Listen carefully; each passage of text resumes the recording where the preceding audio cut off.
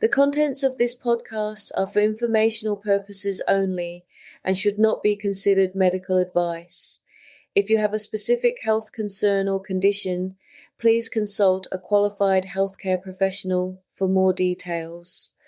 Check out herguru.uk/disclaimers.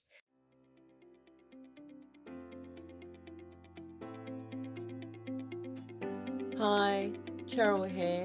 When was the last time you genuinely played? I'm not talking about watching TV or scrolling through your phone.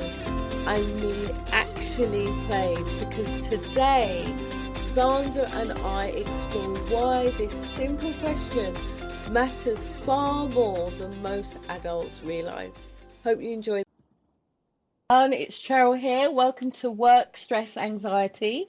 Today I am here with Xander.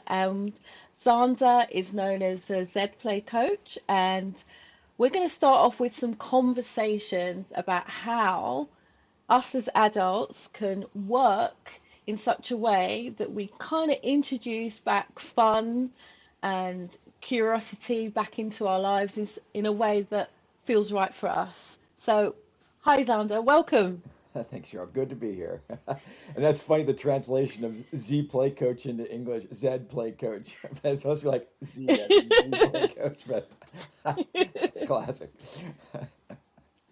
Xander, what I'm hoping today is that we can talk about how adults generally forget how to play and what that actually means. And I appreciate that most adults generally have hobbies and they go out and they do things. I'm talking about how they can inject fun and play into their everyday lives. So when they're feeling stressed, especially in a work stress or anxiety situation, they have something that they can move to. So, but before we do that, can you explain what a Z Play coach is? Well, a Z Play Coach, my goal is to help people overcome brain fog or stress. Most of us work in a stressful environment, especially entrepreneurs. That's kind of my focus is, because I'm an entrepreneur and I get that workspace.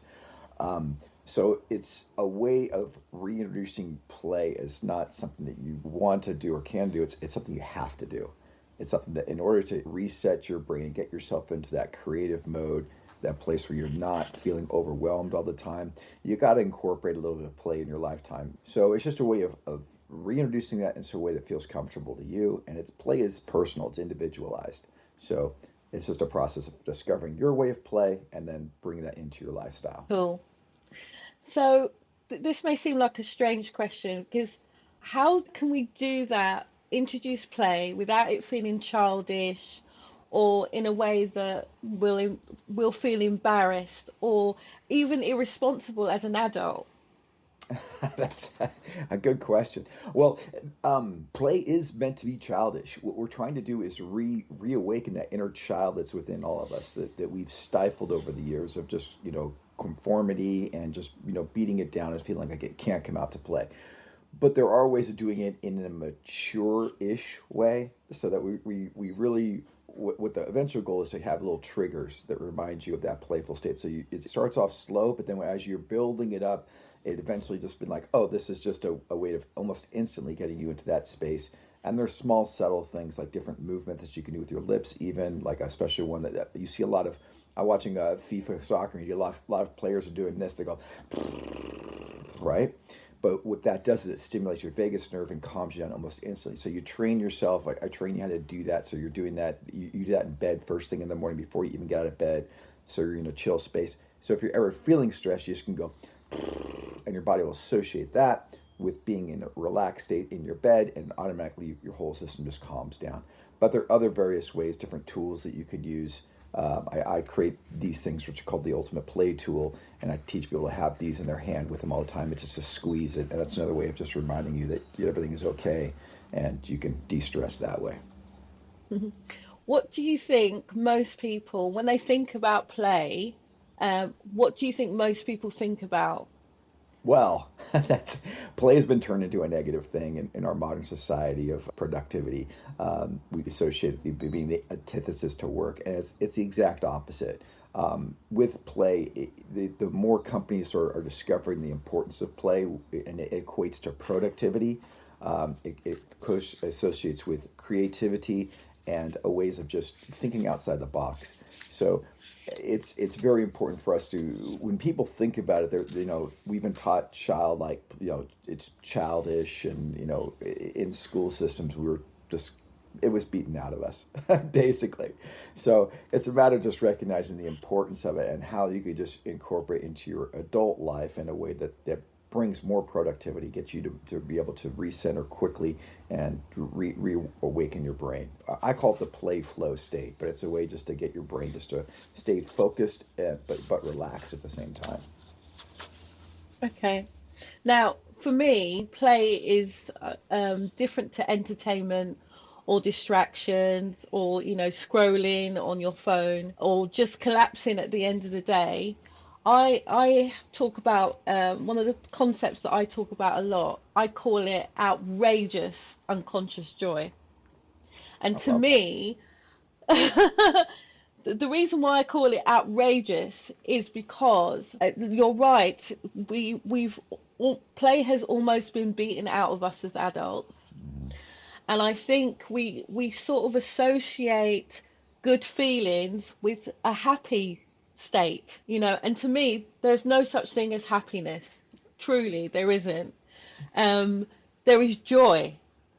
And the way that I explain it is you can be in a state and you feel as if you're in that joy state, but because we've been trained not to feel that, we almost limit that joy state. Whereas I see it as unlimited. We put the limit on the amount of joy that we bring into our lives, and that's why I call it outrageous unconscious joy. It's that type of joy where you're just radiating positive energy to everyone around you and they can feel it. Yeah. Now, what do you think to that? I love that. I love that concept.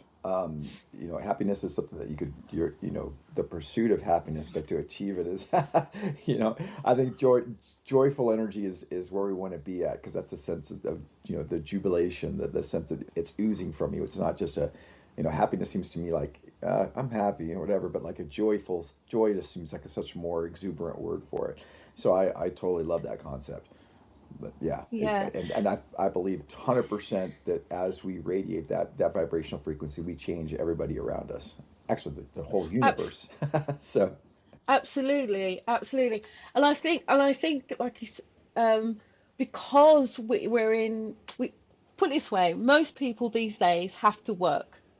There's most normal people, they have to do that. So to me, just because you have to work doesn't mean you can't be in a joyful state. And when I mean joyful, I don't mean laughing or joking. I literally mean that positive energy that you feel with everything that you do and everything that you say, yeah, because it's a win-win situation for everyone. So with that in mind, because I know that some people they feel exhausted and they might be mildly allergic to the word play, what would be your number one thing for someone who feels, oh, you guys, you're talking rubbish. There's no way that I can be at work with all the stresses and strains of that entails, and also be in a playful, joyful state. that's the contradiction of our time. Like the whole that's a mindset that they've been raised under. You know what I mean? And it's literally trying to break that mold. People get stuck in their ways. People don't like to admit that they're wrong or anything like that. So it's hard to get somebody who's stuck in that mindset to really think outside the box. But what you can start to do is to remind them about, how do you feel when you're joyous? Are you in a better state? How do you feel when you're stressed right now? Are you at your best? Just you can logically get somebody to that point of just saying, look, when you're stressed, you're not thinking clearly. Your whole body shuts down. Your brain literally tries to protect itself because you're in fight or flight mode. Um, So by incorporating play and just subtly doing it, you can go a thing of like, hey, try this simple thing. How do you feel after this? Jump up and down for a second, like just shake your arms and jump up and down. Just go like that, shake it out, shake it out. Now do that for 10 seconds. How do you feel right now? Just feel it. If people don't feel something, then then you got to tell them to do it for 30 seconds. But you should literally feel it, an almost immediate change up, the benefits of it, and then you can start building on that. And then you eventually break down somebody's resistance when people don't want to be under stress. They just put themselves in that situation. They're constantly thinking, their brain is constantly activating the negative patterns and all things they have to do, and you just get frustrated with it. So break the pattern up. Find a way to just showing it really quickly. Here's a little taste of what you can do. Now, do you want more of that good feeling? Now you incorporate different ways. You get different angles on it, and then you're going to reap the results of that. You're going to feel yourself being more creative, having less stress in your world, and get that cortisol levels under control. That's what you want.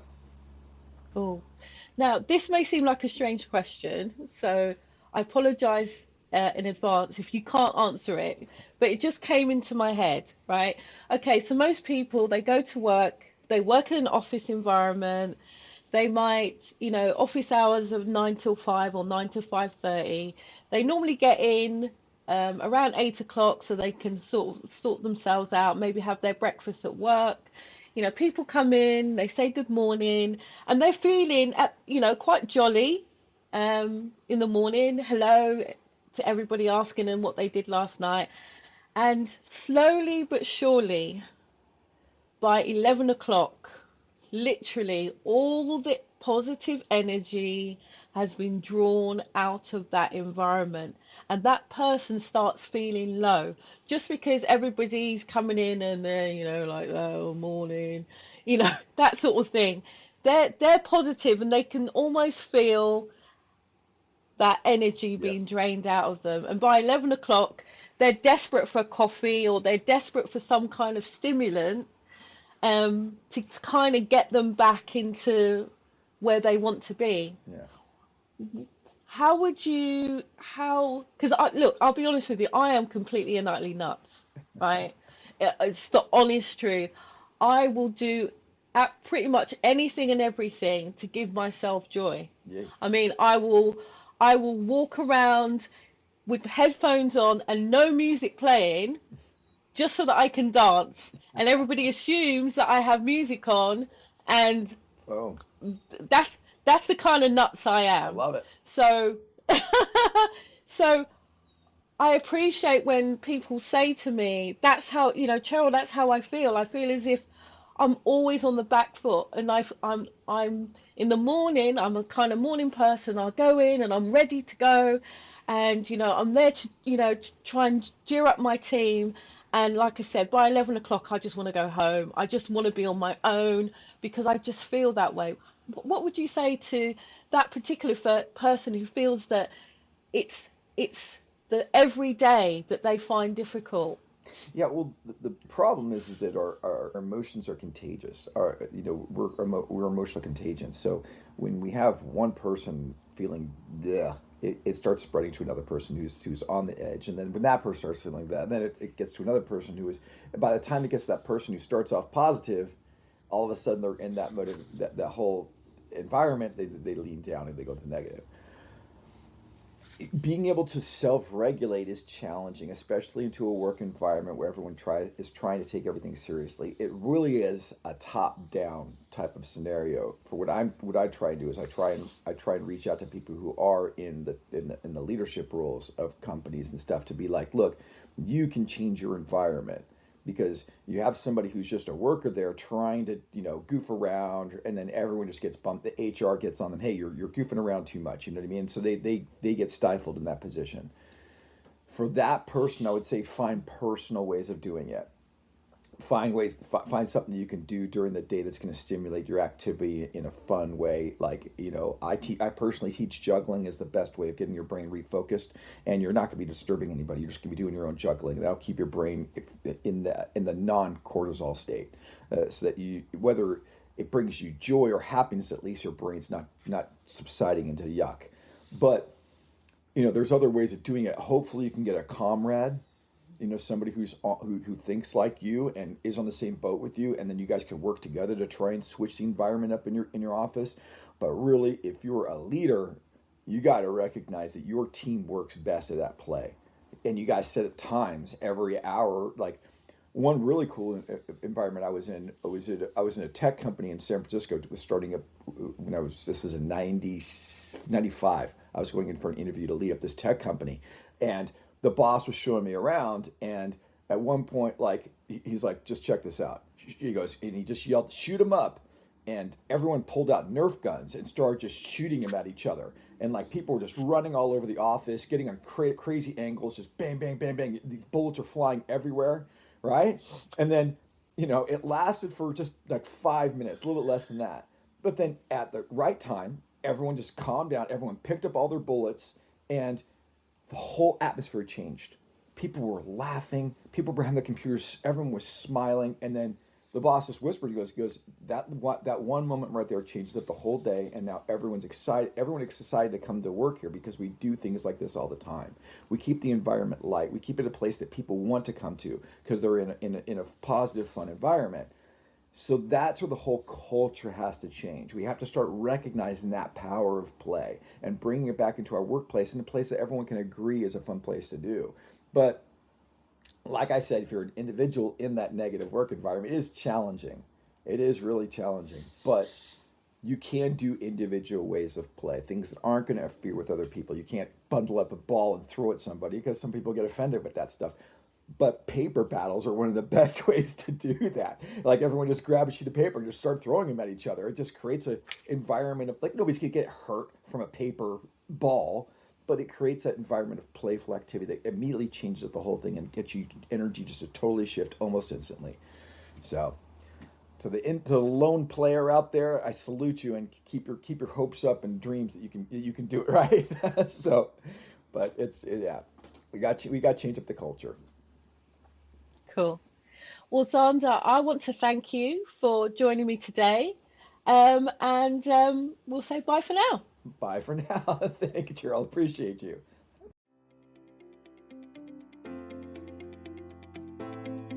So for me, one of the most surprising things is when you're recovering from work stress, it isn't always about adding another strategy.